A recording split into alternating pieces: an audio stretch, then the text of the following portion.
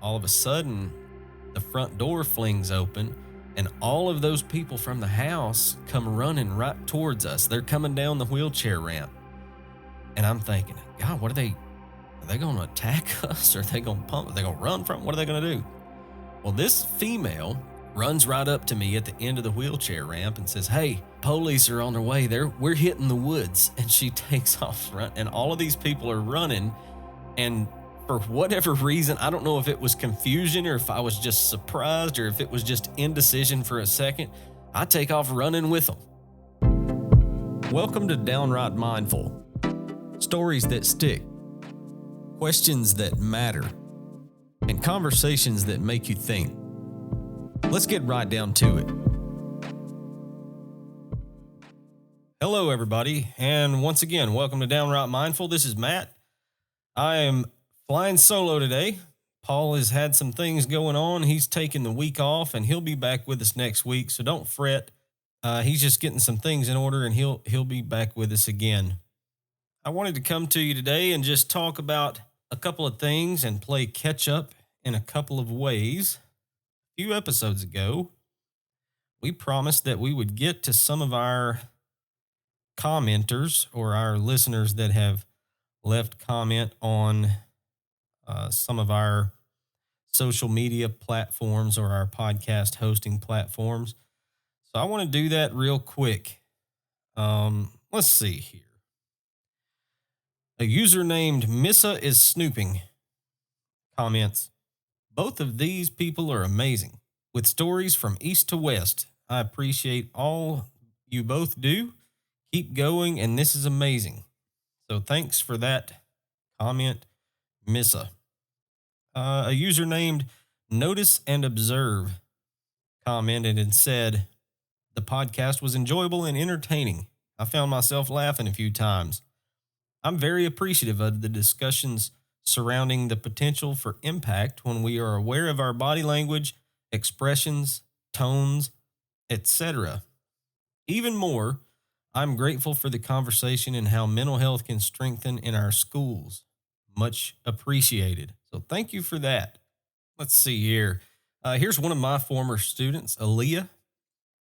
She says, "I never personally had Mr. Salsville as a teacher. However, I did have Mr. Paris and loved his class. I work in law enforcement and hope to someday work for the Bradley County Sheriff's Office like Mr. Paris and many other awesome people. Mr. Paris's class made me really love the work and find my passion. While listening to this podcast, it took me back to his class and all of the debates and discussions we had about different court cases and how things have changed over the years. I think this was a great episode and excited to hear more about criminal justice and history. I think my favorite part of this was discussing how things have changed throughout time in police work. I'm also super interested in the topic of Brushy Mountain State Penitentiary and might just have to go on a tour. I do think it would be awesome to have a guest on and have specific topics that each episode focuses on as well as the regular commentary. Thank you for that input, Aaliyah. And yes, you should, if you haven't already, get to Brushy Mountain State Penitentiary. When Aaliyah was in my class, that's before we had started taking trips to Brushy Mountain. And man, I tell you, and I've mentioned this on the podcast before, Brushy Mountain State Penitentiary, just to, about an hour from our home, encompasses so many things as far as criminal justice goes. If those walls could talk, they could detail sort of the depth of the criminal justice system almost throughout the history of the United States. Everything from, 1890 or so. I think 1892 is when it was built. It closes in 2008. Yeah, so that's good. If you haven't gone, you need to get there. For those of you that are also listening to me, wherever you are, if you can make that trip, man, that prison is closed down, has been for some years, and they've turned it into a museum where you can do either guided tours or self-guided tours. They have a restaurant there. You can eat there. They sell their own brand of, I think they're calling it moonshine. Is that right? No, maybe they're just, I don't know. They make and sell some form of spirits there. I'm not that guy. I don't even know what to call it really. But if you're interested in that, that all can be found there. And some of the people giving tours are former guards and former prisoners, even. Um, so yeah, check that out. Thank you again, Aaliyah, for the comment there. Now, one here says, she quotes a Loretta Lynn song. She says, "Women like you, they're a dime a dozen. You can buy them anywhere." Just to help remember the phrase. This was in reaction to that coming up on an episode. It says, "My psychiatrist is also a forensic psychiatrist. He encouraged me years ago to attend counseling with a counselor that he worked side by side with. Thankfully, I did. When I told him I wanted to quit, I was feeling worse then, and I left the counseling sessions. He pushed me to stick with it, and I did. I would love to hear more about counseling and its benefits from Mr. Salisbury."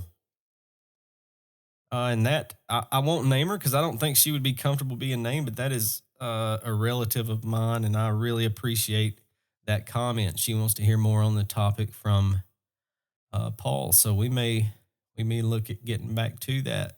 Here's a Paul Salisbury former student named Jakey. He says, and I agree, "Mr. Salisbury, one of the best teachers ever, great man and philosopher." Jakey, we appreciate that comment from you, and it's good to hear from you. Hope everything is well and you're doing well. And I will make sure that Mr. Salisbury hears this and sees that comment. And we really, again, we really appreciate it. Now, moving along, we have a comment from Everest, who we've mentioned on the podcast before. He's one of our faithful listeners and regular commenters.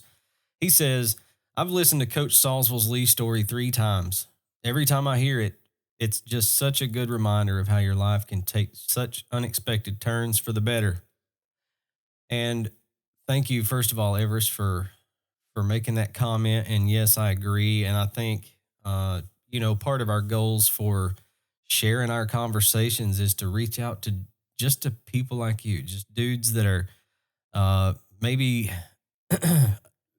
in places where we may have been at one point, where we have, a lot more in front of us than we have behind us, and to share some perspective and some of those learned lessons with you. And yes, your life can and will take unexpected turns, and the ability to think through those terms and approach things from a mindful place is kind of why we do what we do.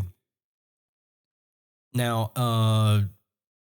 as I'm learning, just about every podcaster gets a comment from their mother. My mother is a faithful commenter, and I'm trying to figure out which one of these I'm going to read. She comments on just about every episode that we do, and I appreciate it. She said on one, she said, "I'm 60. Sorry, Mom. And so many times I'm not sure I have figured out how to be an adult. That threshold has always been iffy to me, and this is a great conversation." That was during one of our Christmas episodes where, I think I made the comment of like, "Man, sometimes I feel like a poser. Sometimes I think people are looking at me to be the adult, and sometimes I don't feel like it. I don't know where the line is when you actually are." So that was a good observation there. Brandy, this is a former student of mine, commented on a late winter episode, said, "Such a great podcast. Have you ever thought that luck is fictional? I don't believe in luck. What's your thoughts?" We commented back to her and said, "We've had those thoughts. I suppose luck, the way I mean it, is something I see in retrospect and not something that I rely on. I could add synonymously the word blessed or fortunate. Sometimes things just work out for us, I guess, and sometimes there may be other factors involved. Thanks for the comment again, Brandy." Now, there are lots of comments here, and we'll get to sharing more of those in a future episode. I don't want to spend this entire episode reading comments, but I did want to especially reach out to some of those faithful commenters and those early commenters and let you know how much we appreciate your feedback. And let me use that as a reminder to those of you that are listening to our conversations regularly, or maybe this is the first one you've tripped upon. Drop those comments. Let me communicate with you. Let us communicate with you and sort of start to build a relationship in that regard. So thank you all again for your comments. Now, again, I'm flying solo today. Paul is usually with me and is here to banter back and forth, sort of prompting the discussion and driving the discussion about half of the time or more. So, coming on here alone, man, it's new for me. So, bear with me, and I will stick to some things that I've learned as a teacher, and I'm going to rely on my strengths. My students often just want to hear a police story. So, I think what I'm going to do is I'm just going to share a story with you. Now, this one is kind of a funny story, but it will sort of give you a window in how things work in the drug world sometimes, because this story does come from my time as a narcotics detective. I spent a couple years when I was at the sheriff's office investigating drug crimes, and that often, uh, you know, often I'm running around town in blue jeans and a ball cap and a plain vehicle, and I'm doing some things, including, certain limited undercover work and just operating within that sort of underworld, if you will. And that's where this story comes from. So bear with me just for a second, and I want to share it with you. It all starts one night. We're sort of in between uh, duties, if you will, where all there's a team of guys, including the people that were on my team at the sheriff's office, and also people that were with our local drug task force, and we all work together all of the time. And if you can imagine, if you will, say you have, I'll guess, let's say 7 or 8 guys. All of those people have investigations that are ongoing, and there's certain tasks that they're doing to sort of further those investigations. So the way that works is, certain things take priority over others. You sort of share not the spotlight. It's not a spotlight, but like, hey, I have this case and I'm ready to make a buy, or I'm ready to do a buy bust, or I want to go do a buy, whatever it is. You sort of have to work together and communicate, and you know, the team puts their attention on your case for a little while, and then maybe later on or tomorrow or sometime this week we go work on so and so's case, because this case is, whatever is true about it, it needs our attention. Now, as far as the tasks and what we were doing, the story that I'm going to tell you begins as we're sort of between duties one night. A bunch of us had, if you remember locally, the gas station, the Kangaroo gas stations used to have Kangaroo cups. They would put these things out in the summertime, and you go buy one of these cups, and then you could go into these gas stations and fill it for like a quarter. And this is during the summer months. So we had stopped at the Kangaroo near our department and was filling up our Kangaroo cups. I know that sounds so childish, but we were just a bunch of boys at heart. I go in the store, and as I'm waiting in line for the fountain to fill my fountain drink, I notice that in front of me there's a female and her male companion there, and I recognize them as somebody who we had been working a pretty big case on. It wasn't my case, it was somebody else's case, but this lady had kind of went underground for a while. Nobody really knew where she was and what she was doing, and there was some holdup in a pretty good size drug investigation just based on her inactivity. That's usually what gets most drug dealers, is they just won't lay down for a while and just be quiet. So you always have things that you can do to sort of forward an investigation, but this one had kind of went dark for a little while. So it was kind of surprising to me to notice this lady just in front of me filling up her Kangaroo cup. Well, as I'm standing there waiting, my phone rings, and it's my partner. He's outside in the car, and he says, "Hey, you know who you're in line with?" And I was like, "Yep, sure do. How you doing?" I'm just kind of play it off. And he says, "Well, it looks like the vehicle that they got out of doesn't have a registration, or the registration was expired. I don't remember the exact details. He was like, what we're going to do is when, if they get in that car with that expired registration or whatever it was, and they get out here on the roads, we're going to stop them and we're just going to talk to them. So I was like, okay, well, I'm just going to keep doing what I'm doing and I'll be out pretty quick. They're not going to go anywhere. So they pay for their drinks right in front of me, and I put my quarter on the counter and I make my way back to our vehicle again. We're blue jeans and ball caps, man. We're in plain vehicles, and we just kind of blending into the gas station there. So sure enough, this lady and her companion, they get into the vehicle and they leave the gas station, and they start driving down the highway. And some of the other guys that were working with us that were in charge of her particular case, they do end up stopping her for her expired registration, and she also committed a moving violation of some sort. I don't remember if she was speeding or if she wasn't maintaining her lane or whatever it was. Long story short, during a field interview on the side of the highway, that investigator seeks and is granted voluntary consent to search her car and her bedroom at her house. Now, her house, we called it a trap house, really. It's loaded with people. She is the sole leaser of this house, but she has rented out rooms to several people. So, the way the Constitution works, if someone's leasing a room, their right to privacy is not overcome by someone else's consent. So really all she can give us consent to is her bedroom.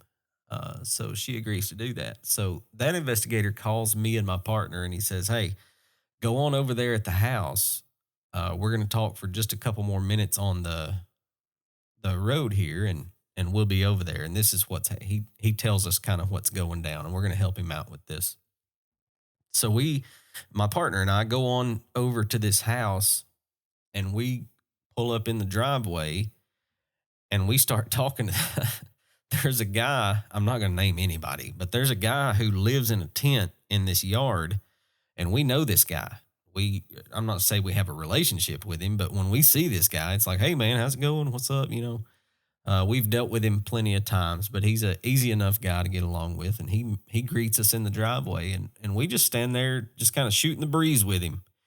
Well, the whole time I'm standing there, I can see in the windows of the house, and this house is just loaded with people. And I can sort of start seeing some familiar faces in there, including a female that I went to high school with. Now, this is a small town for those of you that don't know, but I can see, I know this lady now to sort of be a part of this drug community that we're always working within. But I went to high school with her. So the first thing I'm thinking is, all right, if she walks out here, it's the bit's up. She's gonna start destroying evidence or whatever. Now, the guy that we were talking to in the front yard, he knew that we were police, but he didn't really care. Like, he was just standing there, just having a great time, just talking to us and chewing the fat and whatever. But anyways, I'm seeing, okay, there's probably 15 people in this house, and I know I can see at least one who knows who I am. So hopefully they don't walk out here before the other investigators get here and they're prepared to search the bedroom or whatever. Well, that investigator calls us back and he says, hey, we're leaving the traffic stop. She agreed to let me hold her phone as to not call ahead and have evidence destroyed and whatever. Well, evidently she has another phone, because as my partner and I are standing there at the end of this, there's a wheelchair ramp on the front of the house. But as we're standing there at the end of the ramp, all of a sudden the front door flings open, and all of those people from the house come running right towards us. They're coming down the wheelchair ramp. And I'm thinking, God, are they going to attack us? Or are they going to pump? Are they going to run from? What are they going to do? Well, this female, who I 100% went to high school with and had dealt with before, runs right up to me at the end of the wheelchair ramp and says, hey, the lady she names the lady's name. She says, she called and the police are on their way. We're hitting the woods. And she takes off run. And all of these people are running. And for whatever reason, I don't know if it was confusion or if I was just surprised or if it was just indecision for a second. I take off running with them. And I'm like, well, I don't know what to do here. So at some point, we get around to the side yard. And just before we get into the woods, I just announce and identify myself as police. And I tell everybody, hey, just stop. And so everybody stops and I explain to them what's going on. But that's always a good story for me to tell. Evidently, my undercover uniform, my blue jeans and my ball cap were working well that night because there were several people in that crowd who knew exactly who I was and probably had even been arrested by me before, a couple of them. And they ran right down and they gave me some good advice. Hey, the police are on their way. We're hitting the woods. So they took off running. I took off running with them. And I can't explain to you what was going through my mind in that moment, but there was some humor involved, almost to the point of laughing. And it wasn't the last time I would laugh while running as the police. There was also a time that, this is fast forward a little while.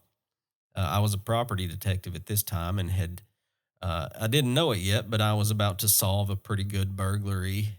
And it was a case I really, really, really wanted to solve. But I had came upon some of the stolen property that I had been looking for that was taken from the inside of someone's home while they weren't there. Well, I had found it in a vehicle in the driveway of a person that I suspected and had just went to do a knock and talk with. I didn't really have like really solid information until, as I'm going up to do this knock, and I'm just going to knock on the door and say, hey, this is happening. Do you know anything about it? I'm trying to get information.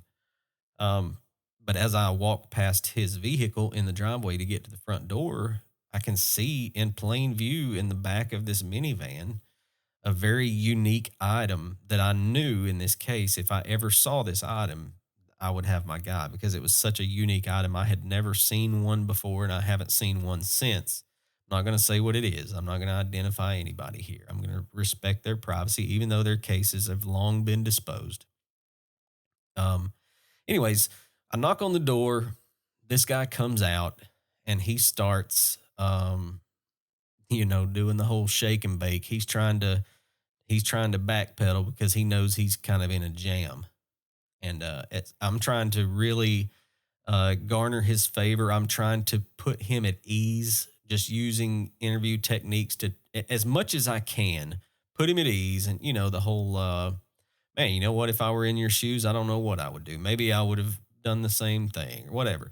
But he's starting to tell me lies. Okay. And not that I didn't want to be mean to him or nothing like that. Don't hear me wrong. This is a whole lesson I should probably teach in itself. But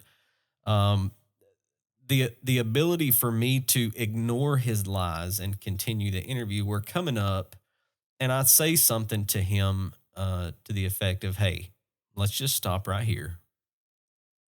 I know you're telling me lies. And you're going to, if you continue to lie to me, you're going to wade into waters to where I can't help you anymore. Okay. So why don't you just cut the crap and just answer my questions truthfully or stop talking to me? That's your choices. Now, this person has long been read his Miranda warnings and has agreed to speak with us, or I wouldn't have continued to speak with him. But when I sort of let him know, hey, cut the crap, he says, man, I got to use the bathroom. And I've listened to this recording back, and it makes me laugh every time. I can hear him walk off to go use the bathroom, and he's using the bathroom right there outside. And I tell my partners, hey, get your running shoes on. Now, this guy, he's probably, I think he was in his 50s, but he's one of those guys, he looked like he could have been 70. I mean, he lived a rough life and hadn't treated himself well. He was a drug user, had done a stint in prison, at least one, and he hadn't been out very long. But he looked like a little old man. His age wasn't necessarily that, but his physical condition was.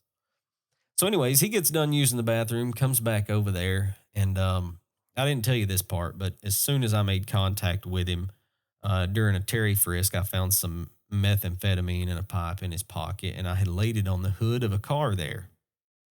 Well, at some point in my questioning, he just gets the big eyes, and his attention is so divided, he stops responding to any comments or anything.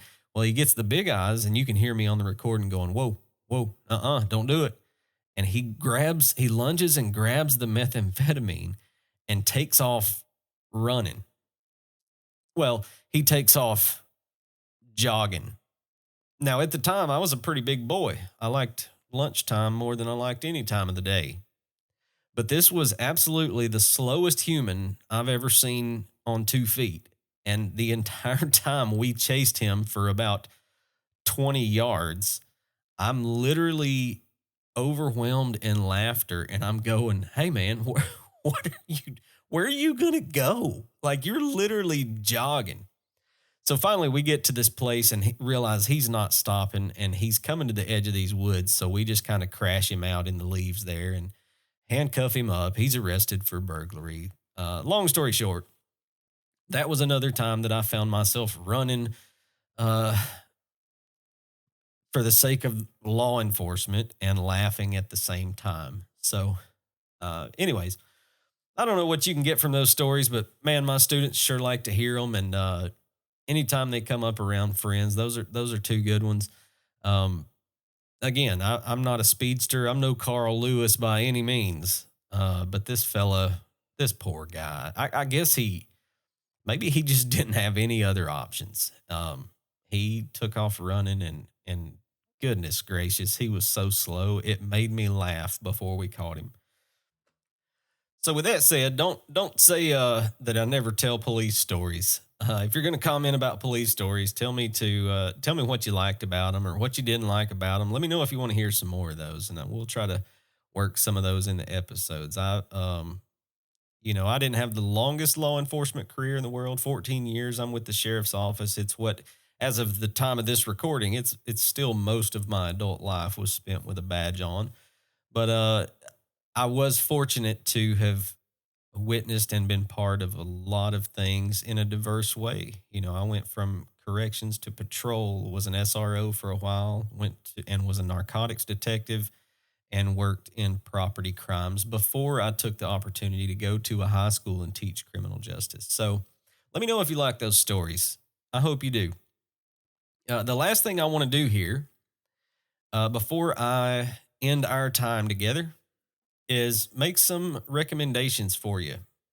Uh, I want to tell you about a couple of criminal cases that I followed along with in the classroom with my students, and we even dipped our toes in the water of being sort of internet sleuths. Now, the reason I did this with them is because they were already starting to do it on their own, and as I could hear their thought process in their conversations, there was some really, how could I say, there wasn't some very well developed thought.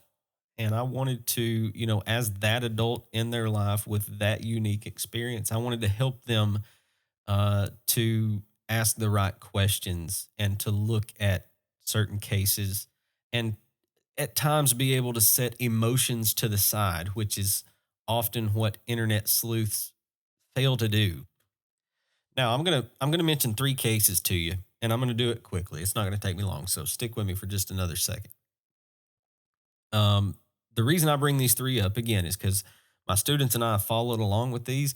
Most of these, probably all three of these, you've heard of or have heard something about, and maybe you've been that internet sleuth yourself with these because these really played out hot and heavy in the media. Okay, the first one was the Idaho college murders. The Brian Koberger goes into a college rental house or a college dorm room, if you will, and stabs four people to death. Now, the way he was caught was pretty cool because using DNA found on a knife sheath that he left behind, they locate him due to genealogy databases. It wasn't because of a crime database. He had never been in trouble, as far as I'm aware at this point. But somebody in his family had sent their DNA into a genealogy database, working out their family tree or whatever they were doing. Well, they get a close enough match to this DNA found on the crime scene that they get it down. I'm pretty sure they get it down to his father. This person would be of such relation to this person. X is greater than or equal to Y kind of thing. But they didn't have his exact DNA. Maybe they didn't get it to his father. Somebody, maybe his grandfather. Anyways, uh, police go and they do a trash pull on his father's house, which is perfectly legal. Once the Supreme Court has held multiple times that once you take your trash and you sit it out to the curb, it's now exposed to the weather and the rodents and everybody, and there's no expectation of privacy over that trash as there would be is if it was sitting in your driveway. Now, if it's still sitting up next to the house in the driveway, uh, the police can't just come up there in your driveway and take that trash. You still have the reasonable expectation of privacy, the same expectation that protects your household from unreasonable search and seizure exists for that trash. But once you set it out to the road, it's free for the police to come and take and search it. So that's what they did. They went and pulled trash from that house, and they found DNA in that trash that was an exact match to the DNA found on the knife sheath back in Moscow, Idaho. Now, I say back in because this is entirely across the country. The house they did the trash pull on was in New York. He had went home with his parents. There's this, part of this story is this cross country drive that he makes with his father. The police stop him twice. One was just happenstance, and the other one was sort of it's because he was a suspect and they wanted to just get eyes on him. So if you're not up to speed on that story, go get up to speed on it. The Idaho College Murders. That's in Moscow, Idaho. Now, the second one that I want to mention to you and recommend you do some digging on is the Gabby Petito case. Now, this one just recently I think it's a 3-episode series, came out on Netflix. Gabby Petito and her fiance, Brian Laundrie, they buy him a little Sprinter van. And it's kind of a camper looking thing, but it's just a van. But they're going to take this cross country road trip. And Gabby's trying to she's trying to blow up on Instagram. So they go on this road trip and she starts documenting and vlogging their journey. Well, about a month in, police get contact with them because somebody, just a random, calls in and says, "Hey, there's this guy and this girl, and the guy is slapping the girl, but they just got in this van and left." Long story short, police make contact with him. She's hysterical, crying in the passenger seat of the van. Brian is calm, but he has what's described as defensive wounds on his face. He's got scratches on his face. Well, in their investigation, Gabby does say, like, no, he put his hands on me, but it's because I was slapping him. I was beating him up. So their whole investigation determines she's the primary aggressor. Neither one of them want to press charges. They don't have any family within hundreds of miles. And yes, an arrest could have been made there. This is the place where the internet sleuths and the emotional people, oh man, they want to say, gosh, if the police had made an arrest, Gabby wouldn't be dead today. And I would argue the point that, okay, look, let's rewind and let's let the police have a do-over. They make the arrest. In most jurisdictions, she's probably going to have somewhere around $1,000 or $1,500 bond. That would cost her less than $200 to make that with a bondsman. She's going to call her mom and dad, or he is. They're going to get that money wired to them overnight. She's going to be out of jail within 12, 14 hours. All right. What the police did instead was they separated them. Now, this is typically done in like a verbal domestic where there's not signs of assault. They say, hey, before this escalates into something bad, let's just separate for the night. This is what the police did. They put Brian up in a hotel room and they gave Gabby the van. When they got back together, nobody knows. They could have spent the night separate. They could have got back together within the hour. That's the same thing probably that would have happened even if the arrest had been made. So for those that like to put blame in this case on the police, listen, I get it. I wish they had made the arrest too. They wish they had made the arrest too, I promise you. But I would argue that they didn't kill anybody, and who knows if they would have changed the outcome of this. Anyways, fast forward, spoiler alert here. Looks like Brian choked her to death. They're going to find her body in the national forest out there. And Brian comes home alone. Actually, don't let me explain this backwards. Let me explain it to you the way it came out. Brian shows up from this road trip alone without Gabby. Now everybody starts looking for Gabby. Where's Gabby? They find her out in the national forest across the country from the Florida home where Brian had drove home to. And within just days, Brian goes missing. Now there's a wilderness refuge out by Brian's parents' house, and they find his remains there. And they also find a notebook that he left behind that says, hey, I murdered Gabby. I killed her. So that's a wild case, man. Go check that out on Netflix. Drop in the comments what you think about it. Even if you already have the information, drop and tell me what you think. Get on Spotify. Just leave a comment. Get on Instagram, Facebook, any of those. Leave a comment. Let me know how you feel about that case. Is there something I left out that's a hot topic in that case? Tell me about it. Let's talk about it. The last one I want to talk about is the Murdaugh Murders. Now, if you're not up on this one, you need to go check it out right now. This is a movie, okay? I'm going to explain this to you the best I can, and I'm going to leave parts of it out because it is such a tangled web. But let's just start with the 911 call. First of all, this is in South Carolina. This is something like a third-generation prosecutor, small town. Their name is sort of the law there. The 911 call happens. Murdaugh is on the phone. He says, hey, my wife and son have been shot and killed. He's crying. He's hysterical. Police get there. They find them on this 1,700-acre hunting ranch. One of them is in the dog kennels, and one of them's nearby outside the dog kennels. One of them's been shot with a shotgun. One's in the head, one in the chest. The other one's been shot with a rifle. It looks like there's two shooters. Murdaugh tells the police, hey, I wasn't here. I was at my mother's house. She's got dementia. I was visiting her. A few days later, police find that the son who was killed on the hunting property was making a Snapchat video just minutes before his death. And obviously in the background, you can hear his father talking, the one who called 911, who wasn't there, who was visiting with his mother. It's a mess. This includes a plot to hire a hitman to kill himself. This includes a plot to cover up a manslaughter committed by his son driving a boat while intoxicated. This includes a plot that includes a hate crime, an attack on a homosexual individual in the middle of the road who's hit in the head with a blunt object. It's a mess, people. Go check this out. If you haven't read or watched or listened to anything on the Murdaugh murders, you're in for a treat. Now, God bless the victim. I hate to get any enjoyment out of someone's downfall.